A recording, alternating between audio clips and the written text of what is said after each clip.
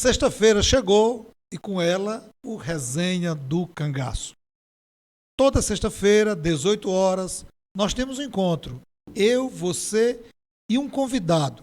Um convidado que vai falar sobre um fato histórico, vai falar sobre uma obra, vai falar sobre uma experiência que esteja direcionado ao cangaço ou áreas afins. E vocês pediram, eu recebi muitas mensagens pedindo para que nós trouxéssemos aqui alguns convidados que falassem um pouco de cultura, de arte, cinema, música, literatura, cordel, repente. E nós atendemos o seu pedido. Nós vamos fazer uma série de programas com artistas, com pessoas que trabalham com arte e que produzem e transformam a temática do cangaço em arte. Outros programas, nossos convidados já disseram aqui, o cangaço pulou o muro. E qual o sentido de pular o muro? Hoje não provoca mais dor, sofrimento. A memória, sim, mas a prática hoje é outra. Nós estudamos o cangaço, muitos vivem do cangaço através da arte, através do cinema, através da música, através da literatura. E hoje nós temos aqui no nosso estúdio, no nosso resenha, um convidado mais do que especial. Esse é especial mesmo, né?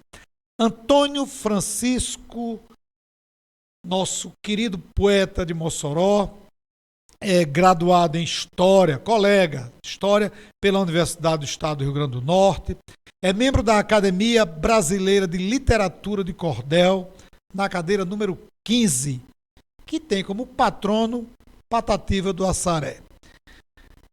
Nós vamos conversar hoje com Antônio Francisco. Antônio, seja bem-vindo, amigo, é sempre bom estar com você e aprender com você. E eu sou bom também de estar aqui com você e sou bom de aprender com você também. Antônio, você mora na Lagoa do Mato. Para quem não sabe, a Lagoa do Mato é um bairro referência de Mossoró para quem estuda o cangaço. Foi pela Lagoa do Mato que o bando de Lampião entrou em Mossoró. E Antônio mora na Lagoa do Mato, conhece a Lagoa do Mato como ninguém. E ele vai nos contar um pouco das lembranças do cangaço, não que ele tenha vivido aquele momento, porque ele nasceu muito tempo depois, mas as histórias que ele ouvia das pessoas mais velhas do bairro da Lagoa do Mato. E Nova também, né? Menino igual a mim também, eu via contando a história do Lampião. Eu nasci e me criei ouvindo a história do Lampião. Que história você ouvia? Que Lampião tinha entrado em Mossoró ali pela lagoa e do tiroteio, acaba de Jararaca caía no chão. O pessoal de Jararaca mesmo. Aquele drama de Lampião. Eu vivi tudinho, né? Escutar aquela história todinha. Mas a Lagoa do Mato, como era esse bairro, como é esse bairro na sua infância? Você fez umas poesias sobre a Lagoa do Mato? A lagoa era bonita demais. A lagoa era meu mundo, né? Ali tinha a Lagoa do Mato, aí tinha. Eu pescava ali, caçava ali, tudo eu vivia na lagoa. Eu caçava, pescava. E o trem passava ali também? O trem passava, a casa se balançava. Que eu fiz até uma música assim: o trem passava, a casa se balançava, prato, colheres, tocava um baião lá na cozinha. E eu corria da cozinha para a sala para contar vagão e o trem escorado na janela. Passa o tempo, passa tudo, mas não passa a saudade da casa que eu nasci nela. É aquelas coisas de menino mesmo. Mas o trem me marcou muito como um Lampião também. O que é que você mais lembra, Antônio, da sua infância que lhe remete às histórias do trem, do cangaço, ali no bairro Lagoa do Mato? Uma tia minha que tinha, que ela chegava lá em casa, aí sentava na calçada, aí eu me deitava no colo dela, aí eu ouvia história de Lampião, de cangaço, essas coisas todas.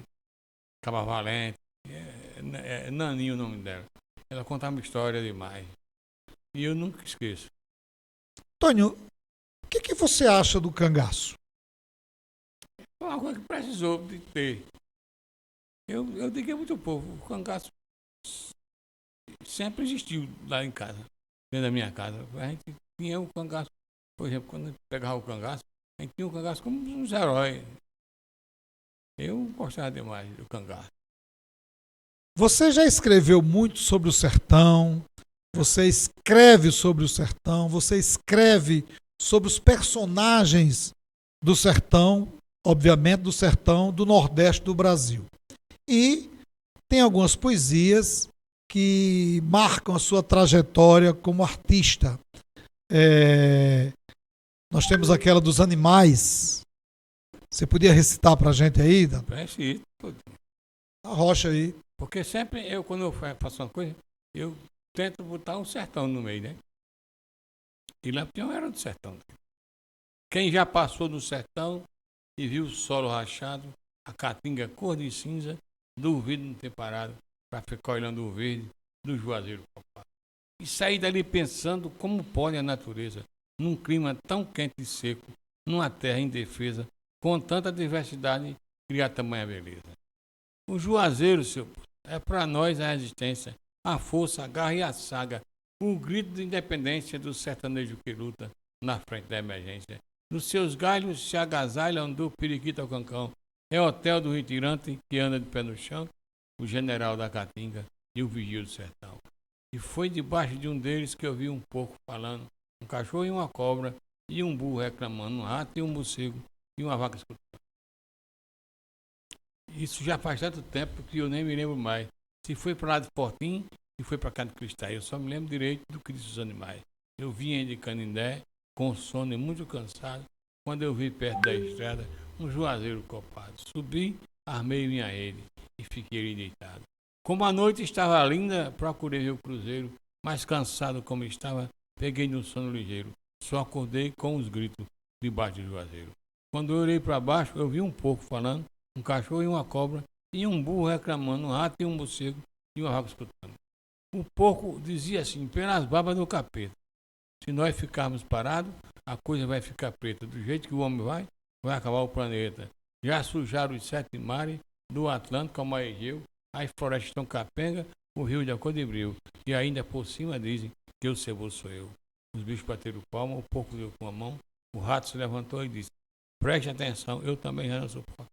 Ser chamado de ladrão, o homem sim, mente e rouba, vende a honra com o nome. Nós só pegamos a sobra daquilo que ele come e somente o necessário para saciar nossa fome. Grito, palmas já subiu, ecoaram na floresta, a vaca se levantou e disse, franzindo a testa, eu convivo com o homem, mas sei que ele não presta. É um mal agradecido, orgulhoso e inconsciente, é doido, se faz de cego, não sente o que a gente sente, e quando nasce, é tomando a pulso do leite da gente.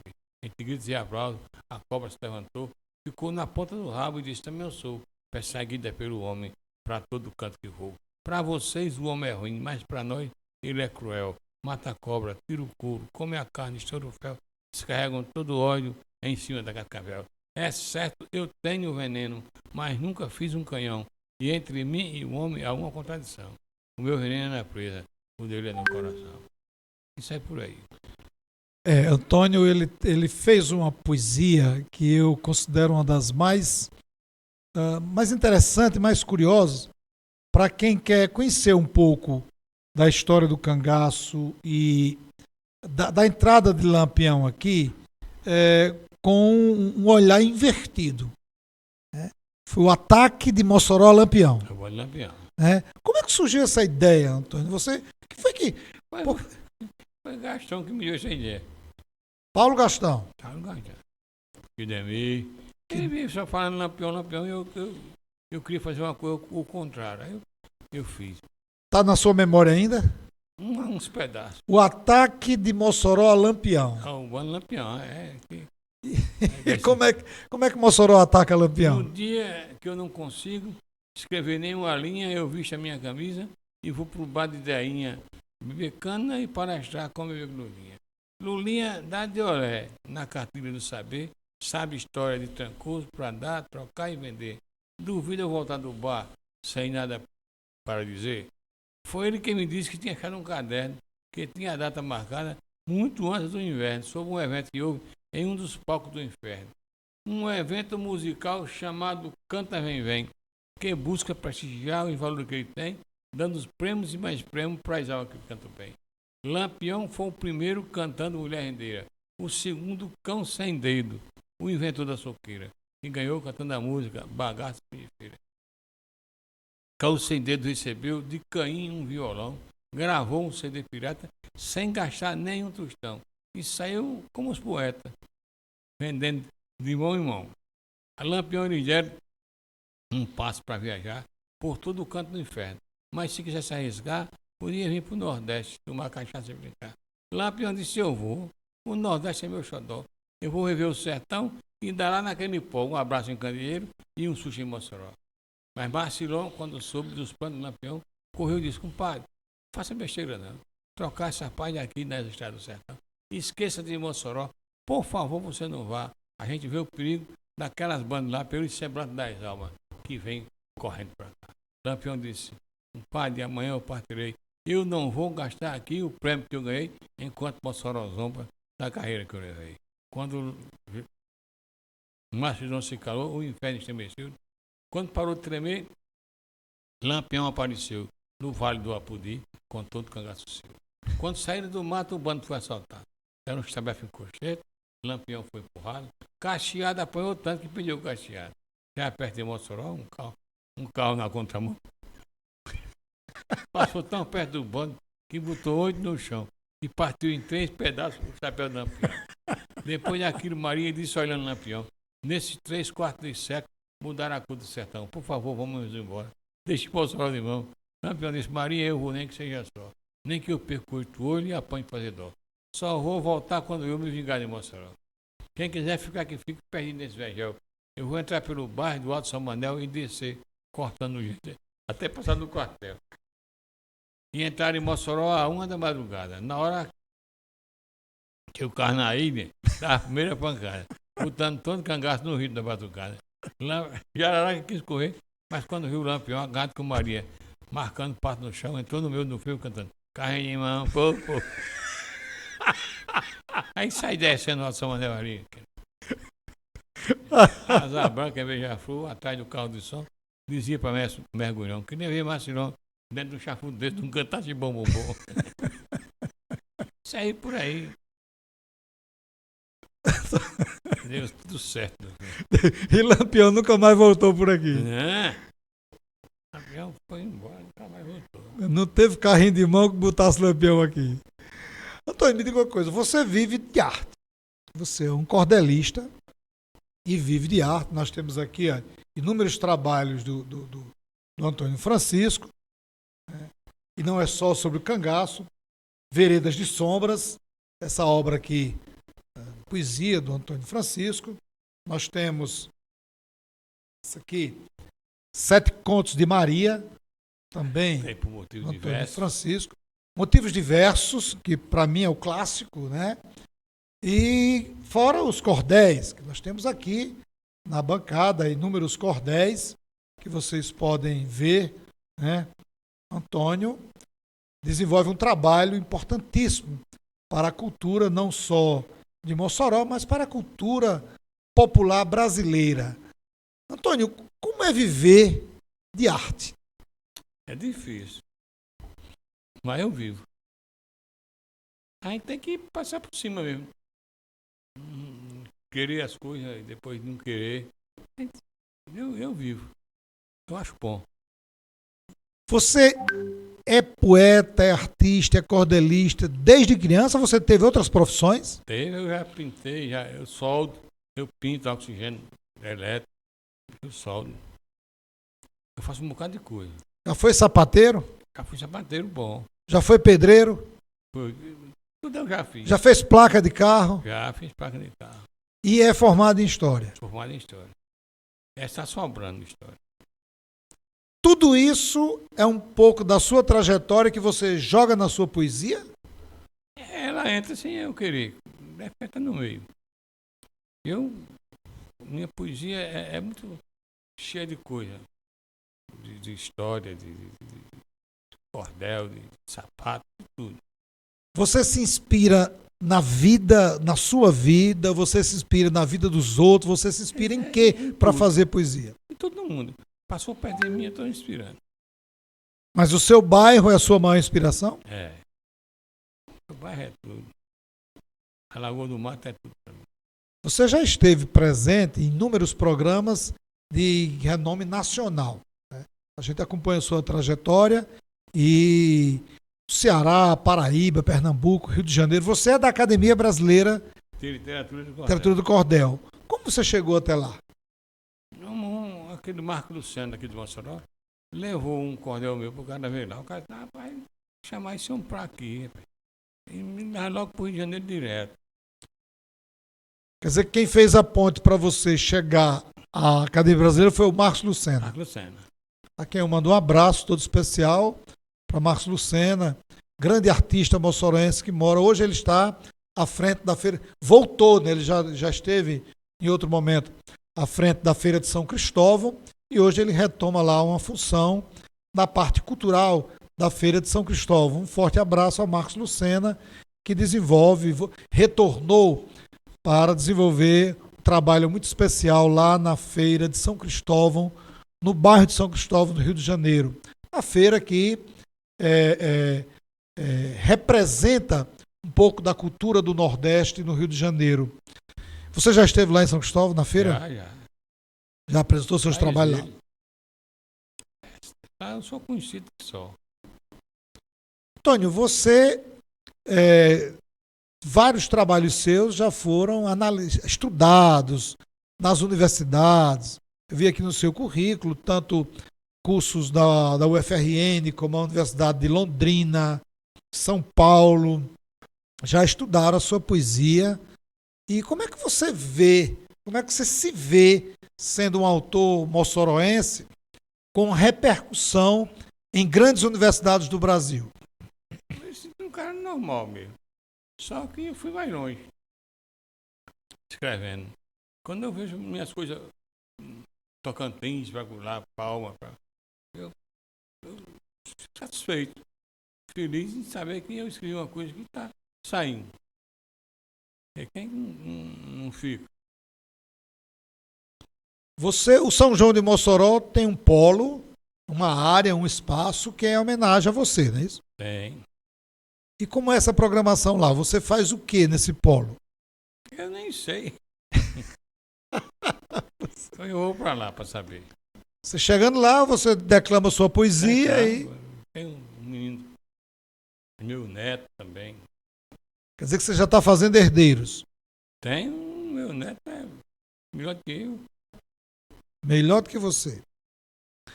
Antônio, eu conversando uma vez com um amigo, ele também é da parte artística, e ele comentou que o cangaço ele inspira, como eu já disse aqui no início do programa, que o cangaço inspira todas as áreas artísticas. Não existe apenas uma. Todas as áreas artísticas o cangaço inspira. Mas a gente vê a dificuldade, por exemplo, em Mossoró, porque se você chegar em Juazeiro, chegar no Crato, chegar em Serra Talhada, em Pernambuco, chegar em Canindé, ou outra cidade dos sertões do Nordeste, do porte de Mossoró, ou maior ou menor, a gente vê muito artesão produzindo muita coisa sobre o cangaço. E Mossoró, mesmo sendo uma cidade polo, grande, e que o cangaço aparece muito para fora da cidade, a gente vê poucos artistas explorando essa temática. Por quê? Eu nem sei por quê, porque às vezes um tema tão bom, tão extenso, bom de você pegar e escrever, não tem. Os cordeiros aqui não conhecem. Eu conheço. A ele não. Laércio Eugênio, que é um poeta, um grande artista, ele faz alguns quadros, ele pinta, aliás, a arte dele é muito dinâmica. E ele me comentou uma vez que a criatividade para determinados temas, às vezes, influencia a não produção ou a produção em grande escala. Você acha que falta Em termos de poesia, não, porque nós temos você aqui, por exemplo, nós temos um grande repentista aqui em Mossoró que eu admiro muito, ah, que é o Aldaci de França. Ele trabalha muito bem o repente, é seu amigo, você conhece muito bem. Mas o Lécio citou que às vezes a ausência de criatividade, mesmo a temática sendo bom, pode atrapalhar a produção de algum artista. Vocês, por que dá esse branco? Às vezes determinados artistas não criam essa questão porque o cordel, eu vejo que arte na cerâmica, como essa aqui que nós temos, arte em biscuit, em plástico e tal, e a gente não encontra isso aqui. É falta de criatividade, é falta de apoio, é falta de mercado? Eu acho que é um bocado de coisa junto. Principalmente eu acho que criatividade é um negócio difícil. E falta dentro desse mercado, dentro dessa temática do cordel. Mas vai aparecer ainda. Mas o seu trabalho, ele é um trabalho que tem repercussão no país inteiro. Quer dizer, então, com você é diferente ou é porque é Antônio Francisco? É porque existe um artista que ele, quando ele escreve, ele diz um bocado de coisa. E eu acho que eu sou um desses. E eu digo. Então, a poesia, para mim, é muito franca. É muito favorável a mim, né? Eu escrevo para Deus. Tem uma poesia sua que não retrata o cangaço, mas fala de algo muito próximo, eu não digo apenas do sertão brasileiro, do sertão do Nordeste do Brasil, mas do Brasil inteiro, que é sobre a fome. Sua memória tá boa para mostrar um pouco pra gente aí? Pronto. Quando eu fiz essa poesia, eu mostrei a Crispiniano Neto. Disse, mais homem, você fez tudo. A casa que a fome mora. Eu de tanto ouvi falar dos danos que a fome faz, um dia eu saí atrás da casa que ela mora. Passei mais de 1 hora rodando numa favela, por Gueto, Beco e Viela, mas voltei desanimado, aborrecido e cansado, sem ter visto o rosto dela. Vi a cara da miséria, zombando da humildade, vi a mão da caridade no gesto de um mendigo que dividiu o abrigo, a cama e o travesseiro com um velho companheiro que está desempregado. Vi da fome o resultado, mas dela nem um roteiro. Vi num barraco de lona um fio de esperança nos olhos de uma criança de um pai abandonado. Primo carnal do pecado, irmão dos raios da lua, com as costas seminua, tatuada de caliça, pedindo um pão de justiça. Do outro lado da rua, vi a gula pendurada no peito da precisão, vi a preguiça no chão, sem ter força de vontade, vi o caldo da verdade fervendo numa panela, o jejum numa janela, dizendo que ninguém come. Ouvi os gritos da fome, mas não vi o resto. Eu passei a noite acordado, sem saber o que fazer, louco para saber onde a fome residia, porque naquele dia ela não foi na favela. E qual o segredo dela? Quando queria pisar, amolecia e matava. E ninguém matava ela. Outro dia eu saí de novo procurando ela, mas não naquela favela. Fui procurar num sobrado que tinha do outro lado, onde morava um sultão. Quando eu pulei o portão, eu vi a fome deitada, em uma rede estirada, do alpendre da mesa. Eu pensava que a fome fosse magricela e feia, mas era uma sereia de corpo espetacular. Quem iria culpar aquela linda princesa de tirar o pão da mesa dos subúrbios da cidade ou pisar sem piedade numa criança indefesa? Engoli 3 vezes nada e perguntei, seu nome? Respondeu, eu sou a fome que assola a humanidade, ataca o vivo da cidade, deixa o campo moribundo, eu não descanso um segundo, atrofiando, matando, me escondendo, zombando dos governantes do mundo. Me alimento das obras que são superfaturadas, das verbas que são criadas para os bolsos dos marajás e me escondo por trás da fumaça do canhão, dos supérfluos da mansão, na soma dos desperdícios e na queima dos artifícios que segue a população.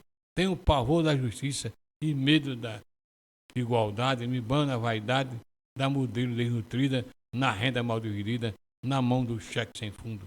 Sou pesadelo profundo do sonho do boia fria e almoço todo dia nos 5 estrelas do mundo. Se vocês continuarem me caçando nas favelas, nos lamaçais das vielas, nunca vão me encontrar. E eu vou continuar, usando um terno xadrez, metendo a bola da vez, atrofiando, matando, me escondendo, zombando da burrice de vocês. É isso é por aí. Estamos conversando com o poeta Antônio Francisco. É um papo sempre agradável, falar sobre poesia, ouvi-lo recitando e falando da sua experiência de vida. Antônio Francisco não é só produção de arte em si. Antônio Francisco é a expressão da vida. Ele, em sua poesia, em seu trabalho, ele mostra para cada uma que lê ou que o vê recitando, um pouco da sua trajetória como cidadão, como poeta, como filho da Lagoa do Mato. Antônio, um outro poema seu que é que ganhou uma repercussão muito grande foi Aquela Dose de Amor. Eu sempre que o vejo recitando Aquela Dose de Amor, ou que eu leio essa poesia, a gente reflete um pouco sobre a vida, né, e sobre a criação. Certo? Você podia nos falar qual foi a inspiração para produzir Aquela Dose de Amor e recitar um pouco para a gente? Eu vinha caçando, eu caçava. E tinha uma vertentezinha. Eu fui chegando, tinha uma juriti bebê, aí voou. Eu saí atrás de juriti. Aí eu comecei por aí. Por causa dessa juriti. Lá, foi pra cá de Caraúba. Um certo dia eu estava ao redor da minha aldeia, atirando na enrolinha e caçando rastro na areia, atrás de me divertir, brincando com a vida alheia. Eu andava mais na sombra devido ao sol muito quente, quando eu vi uma juriti bebendo numa vertente. Atirei e ela voou, mas foi cair lá na frente. Carreguei a espingarda, saí olhando para o chão, procurando a juriti nos troncos do algodão, quando surgiu um velhinho com um taco de pau na mão. O velho disse: senhor, não quero lhe ofender, mas se está com tanta fome e não tem o que comer, mate a fome com este pão, deixe para sobreviver. Eu disse: muito obrigado, pode guardar o seu pão. Eu gasto mais do que isso com a minha munição. Eu mato só por prazer e caço por diversão. O velho disse: é normal este orgulho do senhor e todo este egoísmo que tem no interior. É porque falta no peito aquela dose de amor. Se eu tivesse botado ela no seu coração, você jamais mataria um padrão sem precisão, nem dar um tiro num pato, apenas por diversão. Eu fiquei muito confuso com as frases do ancião, aquelas suas palavras tocaram em meu coração, derrubando o meu orgulho e a vaidade no chão. Me falei da humildade e disse: perdão, senhor, desculpe a minha arrogância, mas lhe peço, por favor, que me conte essa história sobre essa dose de amor.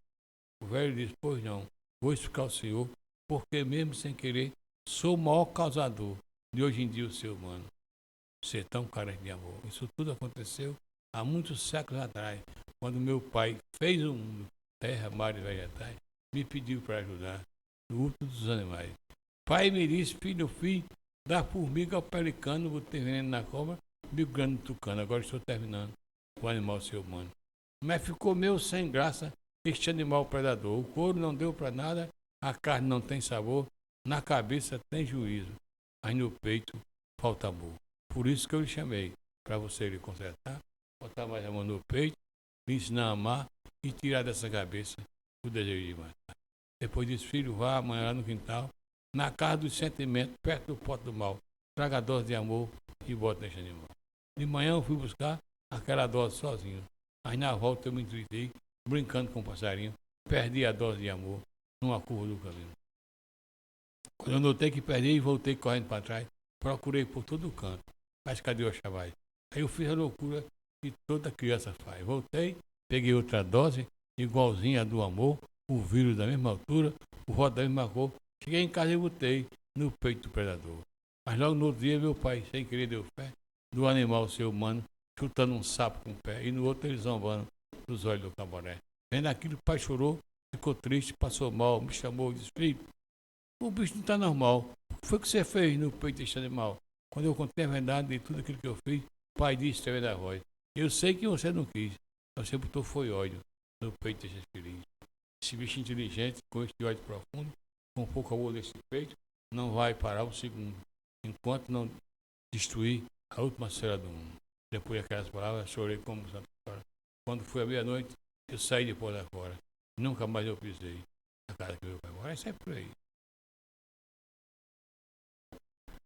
Veja a profundidade da poesia do Antônio. E aquela dose de amor é aquela poesia que em todos os eventos que eu compareço, que Antônio está, as pessoas sempre pedem por essa profundidade de como Antônio trata essa questão da relação, do sentimento, do respeito, da importância da boa relação e, acima de tudo, de algo que falta. Essa dose de amor falta. Antônio, todos nós nos inspiramos em alguém ou em alguma coisa. Nós temos aquelas nossas referências. Eu, como historiador, tenho os meus autores preferidos. Você, que formou-se em História, mas não seguiu a carreira de professor de História por uma opção. Você é um poeta, você é um artista. Quais os artistas ou as pessoas que influenciaram no início e continuam influenciando a sua carreira? Gibran, né? Khalil Gibran. Eu li muito Gibran. Khalil Gibran. Li muito. Na literatura brasileira? Machado de Assis. E em Mossoró, Crispiniano. Crispiniano. Como é a sua relação com a política? Eu não me meto no meio, não. Aí eu fico só de fora. Você não se mete na política, fica só assistindo de camarote. Mas por quê, Antônio? Porque você decepciona demais. O canto de decepcionar a pessoa é a política. Você entra no meio e vai estar decepcionado. A pessoa que você pensa que era um é outro. Antônio, tem uma questão muito interessante que eu pergunto muito aos meus entrevistados, porque é uma figura na história do cangaço que eu acho emblemática, que é o Jararaca. Jararaca é um cangaceiro, um bandido, todo mundo sabe disso, ninguém... Claro, tem algumas pessoas que podem achar um cangaceiro herói e eu não o condeno, apenas eu tenho minha opinião e respeito a opinião de todos os outros. Como é que você vê o Jararaca sendo visto ou tratado por muitas pessoas como santo? Aí o problema geral é o povo. Você tira o povo, né? Você deduz que o povo é isso e pronto. E realmente o Jararaca fez coisas que não dá para fazer isso. Milagres, santos, essas coisas. Mas aí o povo faz. Quer dizer que o Jararaca de santo não tem nada. Mas o povo assim o quer. E pronto. Quem manda é o povo mesmo. Da mesma maneira, tem muita gente que diz que Lampião era um herói. Você vê assim? De certo modo, você vê, você sente. Lampião. Pelo menos coragem ele tinha. Fazia coisas que outros nunca tiveram coragem de fazer. Né? Isso é verdade. Né? A forma como ele fazia, que às vezes, que não é muito diferente do que a gente vê hoje. Né? Claro, a gente não pode dizer que a gente vive um novo cangaço, né? Porque aí as circunstâncias são outros, o modus operandi é outro. Então, há mudanças gerais. Mas Vamos voltar aqui um pouco para a sua poesia. Eu estou com uma lista aqui de poesias. Nós temos aqui, ah, que eu acho também muito bacana, O Rio de Mossoró e as Lágrimas que Derramei. Essa é muito boa. Como foi a inspiração para chegar a essa poesia? Eu vivi dentro do rio. Só não é peixe, vai viver dentro do rio. Eu vivia dentro do rio pescando. E eu sinto falta do rio. Eu fiz esse poema. Rio de Mossoró, lá que eu derramei. Um dia eu fui ali para a rádio. Cheguei lá, tinha um cara pescando. Eu fiquei olhando. O cara sacudiu o anzol, puxava tudo, menos peixe. Puxava quadro de bicicleta, sela. Eu fiquei olhando, né, rapaz? Era para pegar peixe. O cara tá pegando cadeira, tamborete dentro do rio. Aí você fez a poesia. Fez. Tá na sua cachola aí, alguma o Rio coisa? de Mossoró e a Lagoa de Remé. Se é bom fazer visitas, melhor ser visitado. Domingo eu fui ver o rio que deu o primeiro nada. E vi coberto de lixo que me banhou no passado. Voltei à fita do tempo e me vi banhando nele. E vendo como ele estava, chorei olhando para ele, tentando com minhas lágrimas enxugar os pratos dele. Voltei para casa tristonho e no outro dia eu voltei. E por trás do véu do óleo, no lugar onde eu chorei, tinha um tilápia lamento. As lágrimas que eu derramei. E sai por aí. O rio hoje não existe mais. O rio hoje é um esgoto a céu aberto. Esgoto céu aberto. O que é preciso fazer para salvar esse rio? Amar ele. Não consegui nunca. Mossoró não ama o seu rio. As coisas naturais ninguém ama mais não. Pureza. O homem deixou de amar a natureza. Mais ou menos isso. Isso resultado da ambição, do egoísmo. Mais ou menos egoísmo, ambição. Um bocado de coisa junto. Tem outra poesia aqui, que essa é bacana.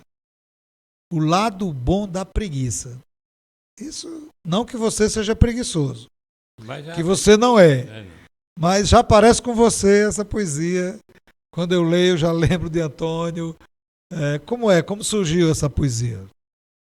Eu queria um motivo para não gostar desse rio. Eu achei a preguiça. É bom, a preguiça é bom. Tá na sua memória aí um pouquinho dela? Não, nunca restei ela. Ah, não? Olha, Antônio, ele tem uma trajetória de vida muito bacana. E quem, por exemplo, nós que estudamos o cangaço, né, somos curiosos por essa temática, a gente tem em Antônio uma referência. Porque é muito comum nos eventos em Mossoró, e também fora de Mossoró, eu falo como referência Mossoró. Antônio ser convidado para a abertura ou encerramento desses eventos pela forma como ele lida com as situações, como ele lida com os fatos históricos e como ele lida com o público. Antônio ele é querido pelos adultos e é querido também pelas crianças. Na última Feira do Livro, eu estive presente em 2023, fui lá na UERN e tinha lá um espaço que Antônio estava recitando e tinha inúmeras crianças. Como é essa sua relação com as crianças, Antônio? Eu não sei não, eu não entendo por que é isso. Eu gosto muito de criança. Elas lhe procuram onde você está? Procura, compra meus livros. E das escolas, quando você vai, Antônio? Como é a receptividade? É boa demais. Maté Cristo eu deito e rolo lá. Diocesano. Esse colégio. E as escolas públicas? Também. Você é muito procurado para dar palestras? Eu vou. Eu não nego, não. Qualquer um que me chame, eu vou. Você fez parte de um projeto, uma Petrobras, nos anos 90, um projeto que teve repercussão muito grande no Brasil inteiro, né? Você acha que foi o projeto da Petrobras ou o projeto da Petrobras contribuiu também para o seu nome repercutir nacionalmente? Contribuiu. Alavancou a sua carreira na política? Hoje eu sou conhecido. Os colégios eu sou conhecido. Antônio, além dos cordéis, nesse estilo aqui, nesse modelo aqui, que é o modelo tradicional, mais conhecido, né? A obra de Antônio é uma obra que de repercussão nacional e cada dia mais a gente se depara, nós encontramos a procura, né, por Antônio onde a gente anda. Quando a gente chega no Ceará, o ano passado, ano retrasado, eu estive em Boa Vista, no Rio Grande do Sul, e quando eu me apresento, sendo de Mossoró, do Rio Grande do Norte, alguns anos atrás as pessoas diziam o seguinte: a terra que combateu o Lampião, ou a terra do sal, e alguma coisa nesse sentido. Mas me chamou a atenção que algumas dessas cidades que eu estive, algumas pessoas me perguntaram sobre o poeta Antônio Francisco. Eu fiquei feliz e admirado pela repercussão do seu trabalho na região norte, lá no Acre. E não foi por uma pessoa aqui do Nordeste, né? Não foi ninguém da Paraíba, de Pernambuco, foi gente de lá, né, que conheceu o seu trabalho. E como é que você se vê, assim, Antônio, conhecido nacionalmente em outros estados tão distantes? Eu me sinto feliz, né? Me sinto feliz em chegar a esse ponto. Em Roraima, Tocantins, eu sou conhecido. Muito bom, é muito bom você ter uma pessoa como referência na cultura da nossa cidade. Nós estamos conversando com o poeta Antônio Francisco, cordelista. Antônio tem uma trajetória. Antônio foi atleta, né? Foi. Antônio, ele percorreu vários estados aqui do Nordeste, ou já chegou aí fora? Como foi um pouco da sua vida de ciclista, Antônio? Bom, eu como ciclista, eu fui o máximo. Fui a Recife, Fortaleza, esse canto tudo eu conheço de bicicleta. Paulo Afonso. Mas como era? Ia grupo, era? Pegava a bicicleta e você mandava? Andava. Minha rua ainda. Ajeitava a bicicleta pra mim e ir. Recife, Maceió, Juazeiro, Canindé, Fortaleza, tudo isso. Fortaleza, você batia tudo? Só passeando? Passeando, andando. Mas nessa época você não era poeta. Estava nas veias, mas já escrevia? Eu escrevia. Antônio, se você fosse escrever hoje